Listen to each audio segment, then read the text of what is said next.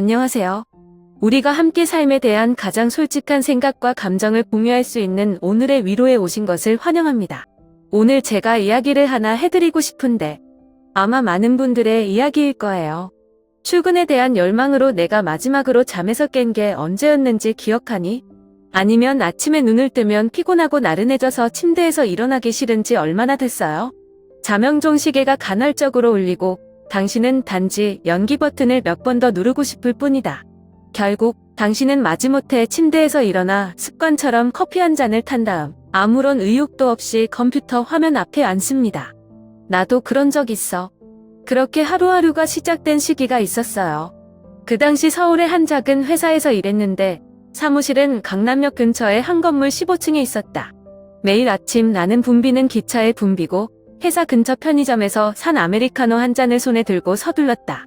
나는 좋은 동료, 너무 엄격하지 않은 상사가 있지만 왠지 하루하루가 지날수록 공허함을 느낍니다. 대학생 때는 안정적인 직업만 있으면 모든 게 더 쉬워진다고 생각했었다.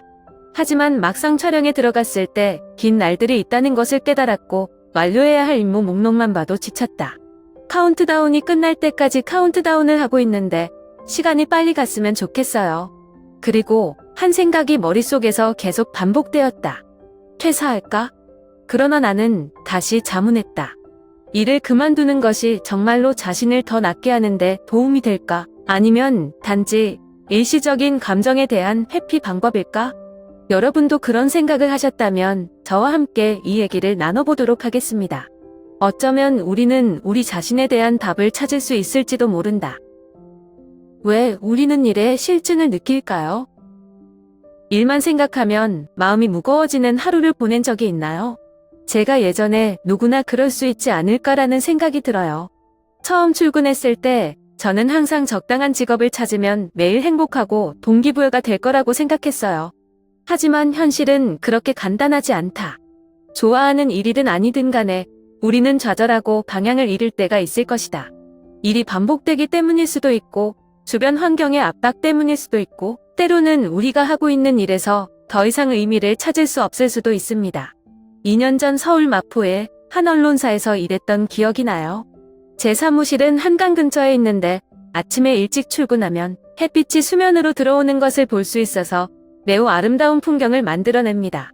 하지만 아무리 경치가 아름다워도 나는 지치는 것을 막을 수 없다. 매일매일이 루프 같다. 이메일을 확인하고 기사를 완성하고 회의를 계속한 다음 저녁 늦게까지 컴퓨터 화면을 보고 있다. 처음에는 이 일을 좋아했지만 점차 머릿속에 창의적인 아이디어도 고갈되고 있습니다. 저랑 지호라는 동료가 있는데 저보다 2살 많아요. 그는 회의 때마다 열정적이고 대담하고 활기찬 아이디어를 가지고 있는 사람이다. 그러나 어느 날 두 사람이 회사 근처의 작은 가게에서 점심을 먹었을 때 지호는 갑자기 한숨을 쉬며 말했다.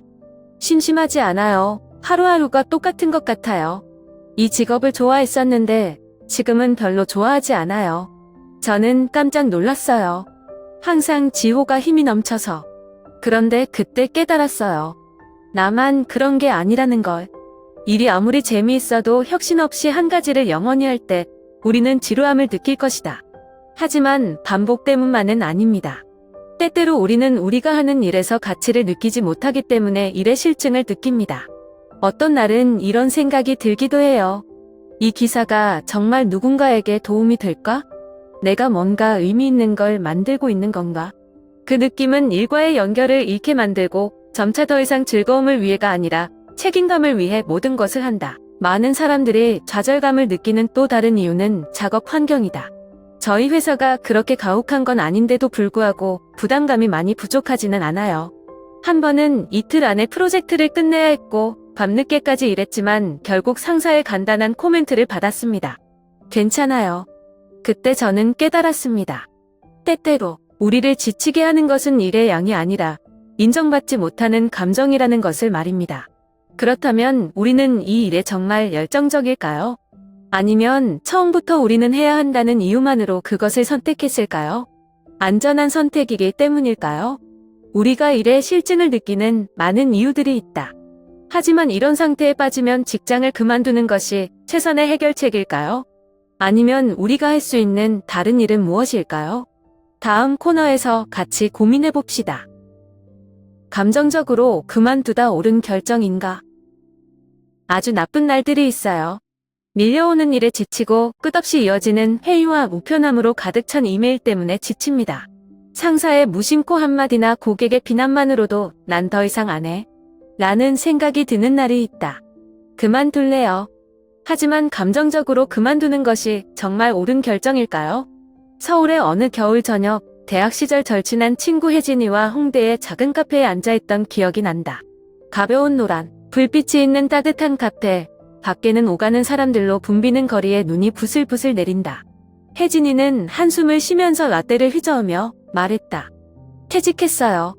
너무 놀라서 숟가락을 떨어뜨릴 뻔했어요. 바로 지난주에 그녀는 회사가 맡긴 재미있는 프로젝트에 대해 이야기했다. 하지만 혜진이는 요즘 늘 긴장을 하고 있다고 말했다. 회사는 더 많은 야근을 요구하고 상사는 더 까다롭고 데드라인은 계속 밀려든다. 어느 날 회의에서 비판을 받은 후 그녀는 즉시 사직서를 쓰기로 결정했다. 혜진이는 처음에는 마음이 놓였다.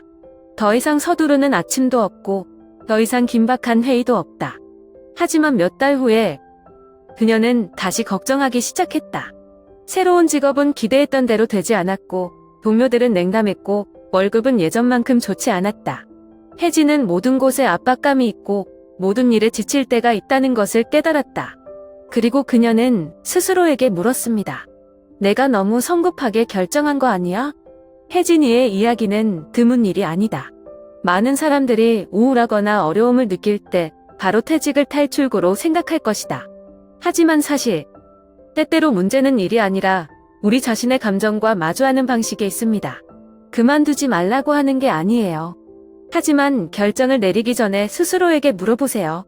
이 일이 정말 싫증나? 아니면 그냥 힘든 시기인가? 그만두고 싶은 이유가 뭐예요? 개선할 수 있을까요? 새 직장이 확실히 좋아질까요? 그냥 도망가는 건가? 퇴사 후 계획이 있나요? 제가 좋아하는 말이 있습니다. 감정은 일시적이지만 결정은 미래를 바꿀 수 있다. 나쁜 날을 위해 결정을 서두르지 마세요. 스스로에게 생각할 시간을 좀 주세요.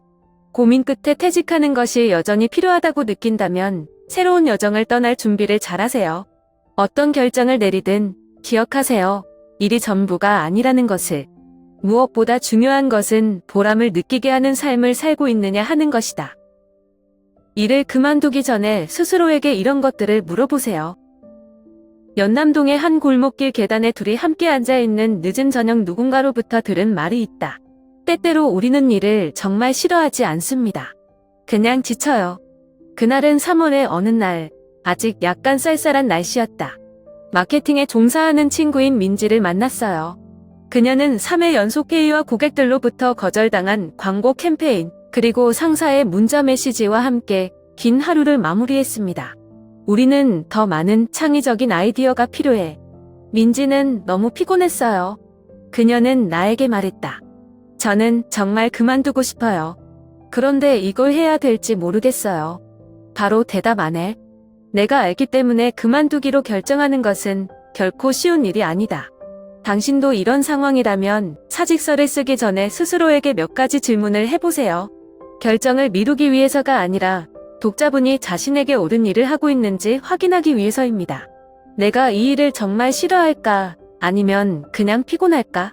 만약 문제가 기진맥진이라면 아마도 당신은 단지 잠시의 휴식만 필요로 할 뿐 반드시 일을 포기할 필요는 없다. 상황을 호전시킬 수 있는 방법이 있습니까? 당장 떠나는 대신 업무량 조절, 이직 신청, 상사와 솔직한 소통 등 몇 가지 요소를 바꿔보자. 다음 계획은 혹시 있나요? 새로운 직업, 재정, 개인 오리엔테이션 준비가 되었습니까? 아니면 그냥 도망치고 싶습니까? 다음 회사가 더 나아질 거라고 확신해요? 모든 곳에 도전이 있다. 퇴직이 항상 해결책이 될 수 있는 것은 아니며 때로는 루프일 수도 있다. 모든 것이 끝난 후에도 여전히 직장을 그만두고 싶다면 과감하게 앞으로 가세요. 하지만 여전히 망설인다면 스스로에게 생각할 시간을 더 주어야 할 것 같다. 인생은 긴 여정이다. 너를 정말 행복하게 만드는 길을 선택해라. 언제 정말 그만두는 게 좋을까요? 일을 그만두는 것이 항상 나쁜 것은 아니다. 때때로 떠나는 것은 단지 선택이 아니라 당신이 계속 성장하고 자신을 찾기 위해 필요한 것이다. 1. 일이 건강에 영향을 미칠 때. 매일 아침 일어나면 당신은 기진맥진함을 느낍니다. 스트레스가 오래 지속되고 불면증이 지속되며 항상 걱정스러운 상태이면 이것은 더 이상 노력할 것이 아니라 당신이 변화해야 할 신호이다. 당신의 정신적, 육체적 건강을 맞바꿀 만한 직업은 없다. 2. 더 이상 발전할 기회가 없을 때. 최선을 다해도 여전히 제자리 걸음을 하고 있다고 느낄 때가 있다. 도전도, 새로운 기회도, 진보도 없이 루프에 갇혀 있다면 새로운 길을 찾아야 할 때인 것 같습니다. 3. 목표와 가치가 더 이상 일치하지 않을 때. 당신이 더 이상 일에서 의미를 찾지 못할 때 하루하루가 강요이며 그것은 당신이 정말로 원하는 것을 벗어나고 있다는 신호이다.